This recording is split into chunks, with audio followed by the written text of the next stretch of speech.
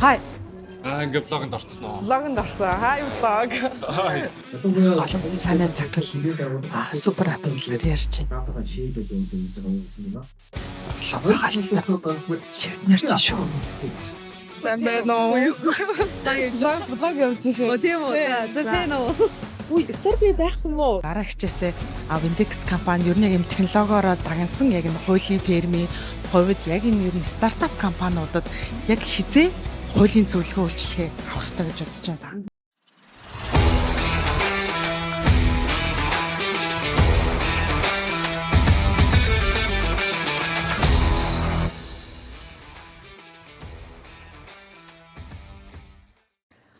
Hi, за Seven-оос TechWeek-ийн хамгийн ихний арга хэмжээ дээр ирсэн байна. За Fintech Summit гэдэг хамгийн яг ихний өдөр болж байгаа day 1. Тэгээд хамгийн ихний үйл ажиллагаа event expo болж байна. За тэгээд өдөр нь ороод ирлээ.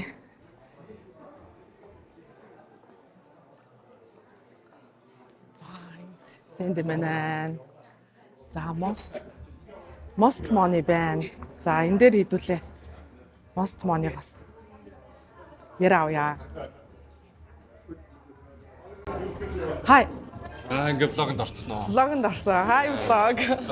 За ер нь most money яг энэ финтекийн салбарт ямар одоо юм валю үүсгэж гин. За тэгээд хэд юм промошн байдлаар биш яг валю талаас нь та хэд юм яриад өгөөч most money-гийн талаар.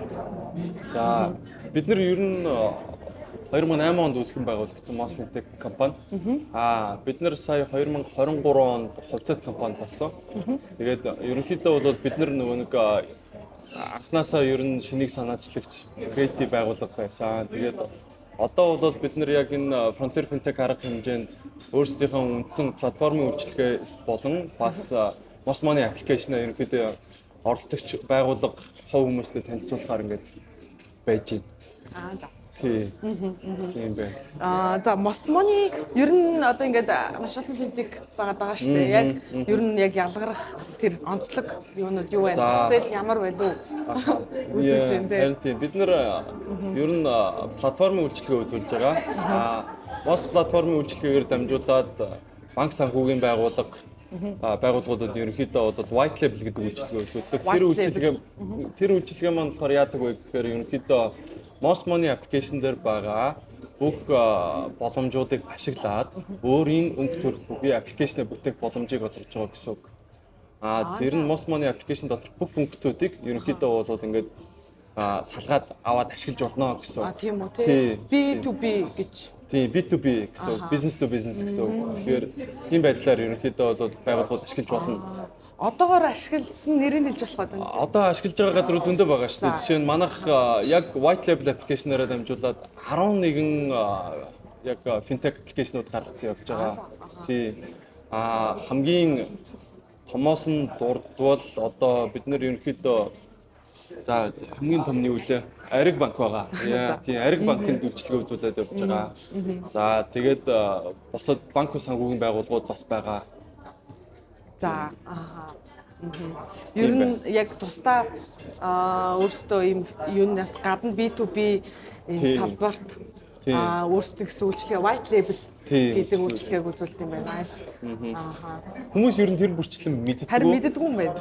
Жишээ нь одоо манай Most Money application жишээ нь 7 банкны дансыг холбоод яг банкны санхүүгийн application шиг үйлчлэгээ үзүүлдэг. За тэрний яа гэсэн үг вэ? Тэр нь одоо жишээ нь худалдаа хөгжлийн дансыг Most Money-д холбогддог шүү дээ. Тэрэн шиг Голомт банкны данс, Капитрон банк, Хас банк, Тээвэр хөгжлийн банк гэдэг энэ банкуудын дансуудыг ерөнхийдөө Most Money application дотор холбоод эндээс яг л банкны аппликейшнтэй ижилхэн санхүүгийн үйлчилгээ авч болно гэсэн үг. Одоо жишээ нь дансны дугаарын гүйлгээ хиймээр байвал тэндээс 7 банкны дансных аль нэгийг ашиглаад шууд хаашаа чамаг өгүүлгээ хийж болно. Зээл авч болно, төлбөр төлж болно. Төлбөр нь нөгөө нэг Innovation Sky Media, United Mobicom гэдэг. Тэгээд хэрэглээний төлбөрүүдээ төлж болно. Дахиад үнцаасны үйлчилгээ авч болно. Тийм, ер нь маш олон үйлчилгээ. Тийм байна. Ер нь яг нэг цэг гэж ойлголоо. Яг Most Money дээр ороод 7 өөр төрлийн банк байгаа байна. Өдөр тутмын жижиг хэрэглээний төлбөрүүд үүдний нэг дор нэгцгсэн гэж ойлголоо. Тэгээ бас B2B сервис гаргадаг. B2B сервис бас гаргадаг. Окей. За nice. За. Thanks. За баярлалаа. За хэвлээ. Дараагийн бүт рүү.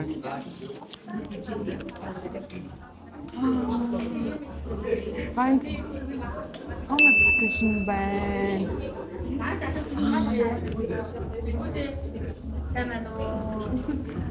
Сайн байна. За. Сэв насаас явж байна.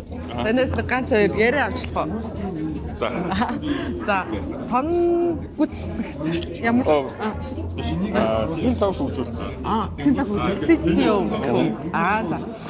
Ер нь яг энэ Fintech Summit-ийн хүрээнд сэтгэл ямар байна? За тэгээд сон аппликейшн ер нь яг энэ Fintech салбарт ямар value үүсгэж байна гэдгээр та товч хэлээд Ер нь өмнөх жилүүдийг бодвол энэ хамаагүй олон оролцогчтой. Шалгуур нэмэлт хэмжээнд гэсэн ерөнхийдөө бас ер нь манай финтекийн холбоонд энэ жил манайх нэгдэж орж ирсэн. Финтекүүд хамтдаа бас нөгөө дуу хоолой хөлбөртэй суулгаад бас нөгөө салбарынхаа бас нөгөө нөлөөлөл бас нөгөө улс төрийн улс төр болон яг хувийн компани хвшил хоёрын хоорондын бас зохицолтой нийлэн холбох гүүр нь болж бүтээлт маань бол ерөнхийдөө нэг юм хөл байгаа. Манай финтекийн холбооноос үлээж байгаа үлээлт нь. Окей. За. Ер нь одоо бусад маш олон финтекүүд байгаа шүү дээ. Яг ер нь соныг одоо үгдээ сонгох шалтгаан гэхээс илүүтэйгээр яг ер нь онцлог сервис ч юм уу те эсвэл 2026 онд хүлээгдэж байгаа тэр өөрчлөлт change юу вэ? Энэ бол манайх одоо нэг баг сая орчим хэрэглэгчтэй болсон. Хэрэглэгчийн дата базуулалт нийлээд томроод ирсэн байгаа. Дөнгөж манай яг ийш хаах юм бол манайх дөнгөж ихтгэлцлийн үйлчлэгээ буюу харилцагч нөгөө хөрөнгөлт үүсгэдэг үйлчлэгээ дөрвөн оноос эхлүүлээд яг манай онцлог бүтээгдэхүүн болоод энэ олцож байгаа. Энэ манай Sony гэсэн хэлээд буюу нөгөө хүн Warren Buffett хэлдэг шүү дээ нөгөө сакса нэг өндгөн битээ байшуулдаг нэг саксны битээ өндгөнүүдээр байшуулдаг хараад байшуулдаг гэдэг шиг манай багтны бас нэг сонголт нь олж өгч байгаа. Тэгээд 26 буюу цаашдын хөгжлөх юм бол нөгөө харилцагчийн дата баз ихсэж байгаатай холбоотой яалчгүй бидус нөгөө AI шийдэл болон машин learning руу чиглэсэн бодлого гэдэг зүйлээр нэлээд харж байгаа. Өнөөдөр бас манай танилцуулагчсан тэр чиглэлтэй ерөнхийдөө танилцуулахаар байгаа. Та спикер хийсэн үү? Спикер манай ижгээгээд манай бизнес хөгжлийн захирал ерөнхийдөө хийхээр. Одоо хийгээгүй байгаа юу? Одоо хийгээгүй байгаа. Окей. За баярлалаа. За.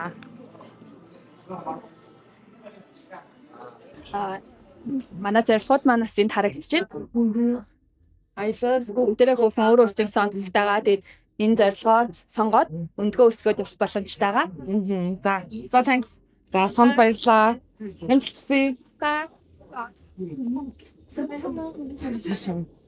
За үүднээс нэрдсэн холддгүй. Энд AI Lab гэдэг байна. Hi vlog. За AI тэгээд AI Lab ямар үйлчлэгээ, ямар сервис хийдий, яг ер нь ямар байлуу өгж байгаа юм фидбек салбарт. За манай AI-Lab компани маань одоо ерөнхийдөө технологи хөгжүүлэлтийн компани байгаа. Тэгээ ялангуяа финтек, зээл тиймэрхүү системийн хөгжүүлэлтийг хийдэг. За өөрөөсөө бид нэр SaaS бүтээгдэхүүнтэй.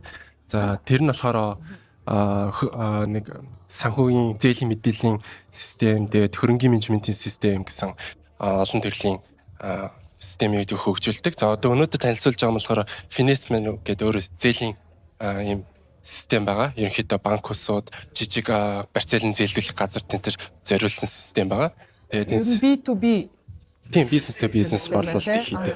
Тийм. Тэгээд энэ систем нь болохоор өөрөө хэрэглэгчдийг одоо бүртгэх, тэ зээлийн хянах самбар, за тэгээд давхар скоринг үйлчлэгээ, мөн бас хамгийн том давуу тал нь бол хиймэл оюун ухаантай холбогдсон байгаа. За тэгээд мөн дангийн холбол, хуур системд юу гэдэг харилцагчдын одоо нэг орлогын тайлан одоо санхүүгийн дансны тайлангаас нь орлогын дүн шинжилгээнд төр хийх юм цогц систем байгаа даа гэсэн өнөөдөр танилцуулж байна. Одоо танах ер нь бид бүгдийн мэддэг түгээмэл ямар финтек компаниудад систем хэрэглэж байна. Одоо маа дээр хамгийн түрүүнд pocket систем байгаа. Pocket системийг хөгжүүлдэг.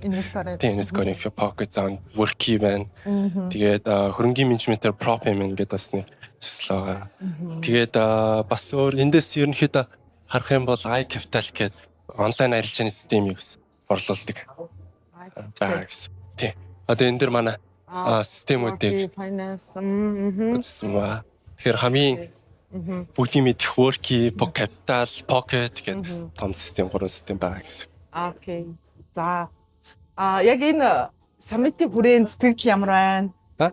Яг энэ финтек саммитийн хүрээнд сэтгэл ямар байна? Хүлээлтээс хэр байна?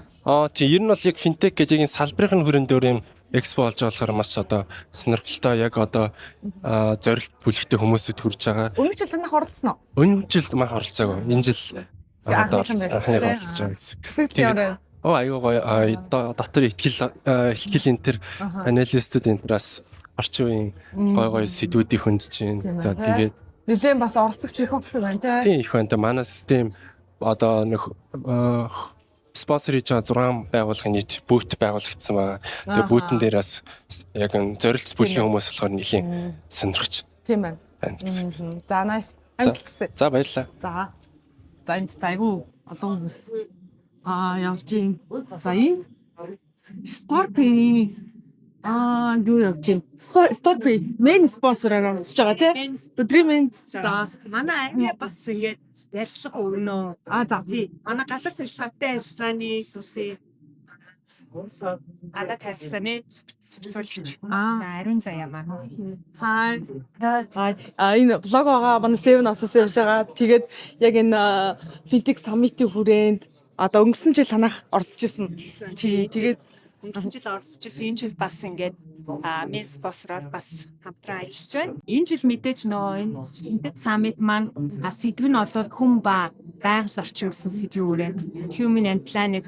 За энэ өнгөрөө илүү онцлогтой жил болж байна. Тэгээд энэ саммитаар хилцэж байгаа сэдвүүд бас илүү ногоон санхүүжилттэй ногоон эдийн засаг тал руугаа олон сонирхолтой сэдвүүдээр бас сешн өрнөлөө.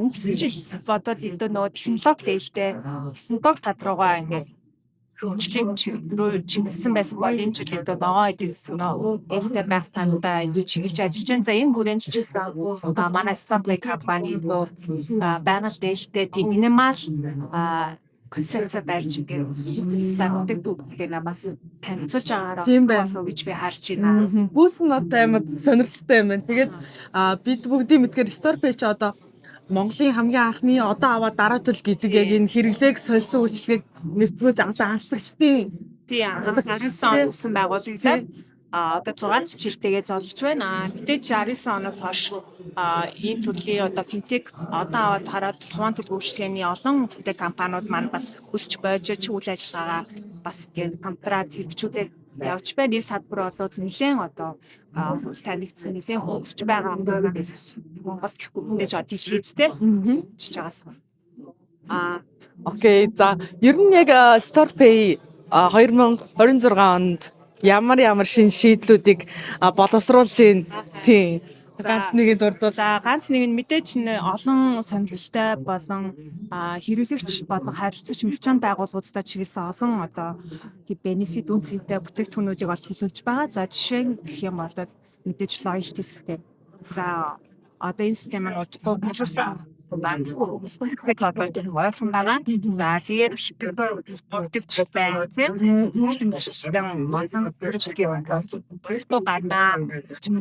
тийм бид бас нөгөө Storepay маань бас Монголдо Азийн зүүн өмнөд Азийн орнууд руу бас тэгэхээр үйл ажиллагаагаа хэрэгжүүлээд эхэлсэн явж байгаа. Одоо удахгүй энэ оны сүүлээр бид Индонезид нэвтрэх гээд бэлтгэл ажиллагаа хангаад явж байна. За үүний дараа Вьетнам гээд төлөвлөсөн ажлууд бол байгаа.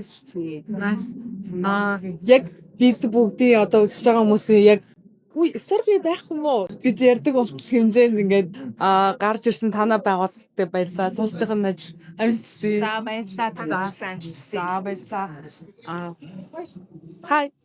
За Storepay-ийн гадаад харилцаа хариуцсан менежер За сая ер нь Вьетнам руу гарч ийн Индонез руу ер нь бол ингээд гадаад харилцаануудад хэлж байгаа гэж ойлголоо. Тийм, Southeast Asia л ер нь бол өөрсдөө бүтээгдэхүүнийг хэлхий гэсэн мөрөлдөлтэй явж байгаа. Ер нь яг энэ финтек салбар дотроо ер нь манайхын хэр юм гадны улсууд руу ер нь юм үйлчлэгнүүдээ гаргаж ийн. Тэгээд танах Storepay бас энэ дээр ямар ажлууд болж ийн гэдэг ч юм уу. Мэдээч ялангуяа Southeast Asia-гийн хувьд гэх юм бол технологийн хувьд бол нэлээд хурцтай явж байгаа. Ялангуяа especially Вьетнамын хувьд бол тийм яг тэгвэл тэд нар технологийн хурдан тэмүүтэй хүмүүс нь бас яг хүн амынхан тоон араас нь нэлээд сайн дэмжлэг болж иж байгаа. Тэнгүүд илүү их developersтэй хурцтай хөгжиж болтой. Тэмүүтэй бас Аз хүмүүс цаанасаа ажлынхан тийм culture нь илүү хурцтай явдаг. Тийм болохоор илүү нэлээд acceleration-тэй маркер амар их явдаг байгаа. Гэвч одоо манай Монголтайгаа Storepay гадагшаа гараа гэдэг тэнгүүд хамгийн төлхөө номер 1 илүү өөрсдөө ядгуулж чаддаг ч юм уу тийм том индикатор ингээд гэх юм бол бид нар хэрэглэгчдээс 0% хизээч бид нар ингээд нэмэлт үнээр шимтгэл авдаггүй. Тэгэнгүүт одоо зарим нэг манай Индонезид байгаа, Вьетнамд байгаа эсвэл Southeast Asia дөөр байгаа компаниуд нь дандаа хэрэглэгчдийн тодорхой хэмжээний шимтгэл бол авч идэг. Тэгээ бид нар ингээд энэхүү бизнес моделлаа танилцуулаа үзэнгүүт хүмүүс түр та нар яаж ашиг хийдэг юм бэ гэх тэнгууд гайхдаг л да. Тэнгууд нь болохоор бид нар хэрэглэгчд бол номер 1 бол хэрэглэгчдэд тавина. Бид нартай ажлыг гэсэн мөрөөдөлтэй амбицтай хүмүүс байх юмад бид нар мерчантасаа байнгын болохоор тэрхүү фигээ бол авчна. Гэтэ төдий хэмжээгээр бол бид нарт хангалттай тэр маркетингийн талаас нь хэрэглэгчдийн талаас нь бүгдийг нь бэлэн болгоовчдаг болохоор амар хавтгай экосистем үүсгэж болуулаад тэгээд хэрэглэгчд ер нь бид нар 100% яаж амьдрмаар энэ тэрхүү нөхцөл байдалд дэмжлэг үзүүлэхээр маш их олон боломжийг бий болгож байгаа гэж үзэж байна. Тийм ер нь бол яг Storepay бол яг энэ одоо хэрэглээг бол айгүй сольж чадсан. Тэгээд Вьетнамд Вьетнамд бол одоо жишээлбэл яг энэ финтекийн юмуд бол фи авдаг хэрэглэгчдээс тэгвэл манай одоо Монгол одоо финтекийн компани Вьетнамд очиод фигүүгээр одоо ингэж гаргаж байгаад бас нэлээ excited байна. Хизээ бид нар одоогийн байдлаар болохоор Индонезийг илүү төлөв үзэж байгаа. Гэхдээ ер нь бол дараа жилдээ ер нь бол Q2-ийн хувьд гэх юм бол өөрөөр амар exciting зах зээл рүү нэвтрэх боломжтой байгаа гэж ер нь бид нар таамаглаж байгаа. Тийм ээ. За nice. Амжилтсан. За баярлалаа. Тооцсон амжилтсан. За. Окей, Storepay-ийн бол яалтчгүй яг энэ финтекийн салбарт бол нэлээд өндөр хувь нэмэр үзүүлж байгаа гэж бол хэрэглэгчийн зүгээс харж байна. Тэгээд Вьетнам болон Индонез гэдэг орнуудад юу яана гэж байна. Хүй. Үс манай санамд тал. Актер хүрээхгүй хөө. Сайн байна уу? Таа блог явж шээ. Тийм үү. За сайн уу? За сайн уу?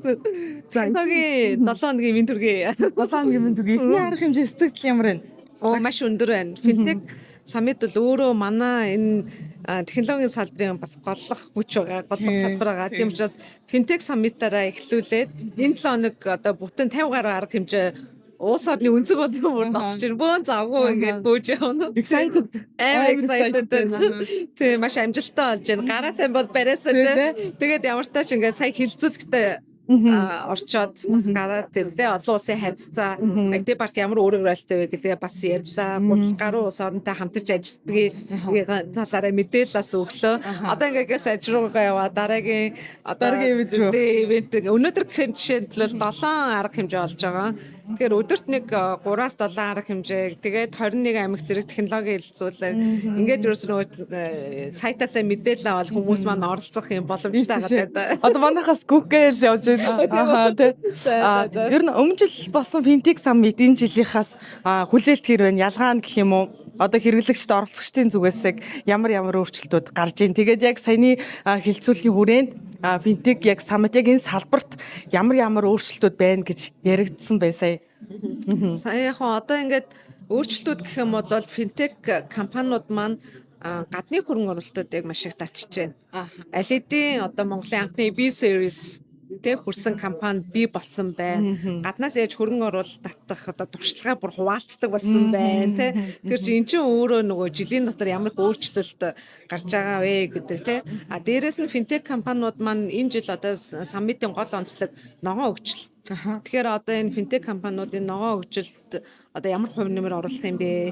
Илүү одоо бас нөгөө нийгмийн хариуцлага энэ төр ярьдаг болсон байна. Тэр чинь өөрөө бас сайнны жишээлтэй ер нь бол тэгээ сая бямба захирлын ярьж байгаагаар бол Азтай манайх одоо топ 10 таа орж ийн. Тэгэхээр энэ хөгжлөөр бол одоо Азтай тэргүүлж явж ийн. Тэгэхээр ингээд харахаар ингээ Монгол залуусаараа бахархаад ханахгүй ингээд явж байна. Окей.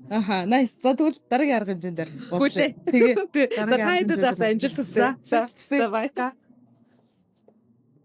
Сайн. Тэр юу болж байна? Манай дээр хүлээ болсон байгаа. За ганц байна. Бид нар ийм юм байгаа. Голомтын санаа цагтл супер апын талаар ярьж байна. Шивнэр ч шүү. За юу гэх шопинг яг цэвэр яг цэвэр бүтээгдэхүүн байна. Энэ тэр зүйлүүд ашигтай дотоодын ашигтай хамтарсан.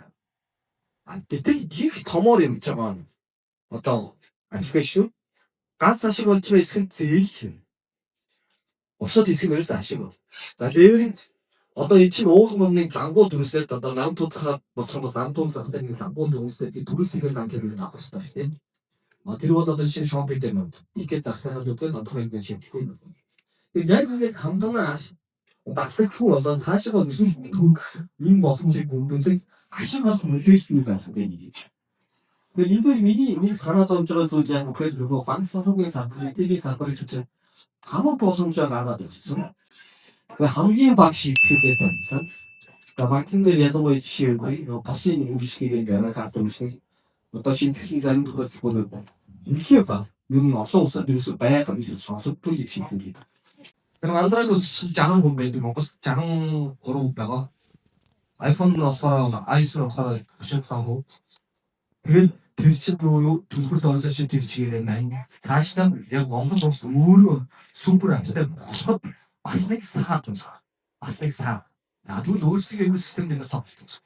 Би ч UX технологийн салбарт чигээр disruptive шүү дээ. Яг үүний санаас аюул төвөөрчлөлт байгаа ойлгож байна. Ялангуяа нөгөө юм баг интерфейсийн configuration байхгүй шууд байна гэсэн чиглэл байгаа.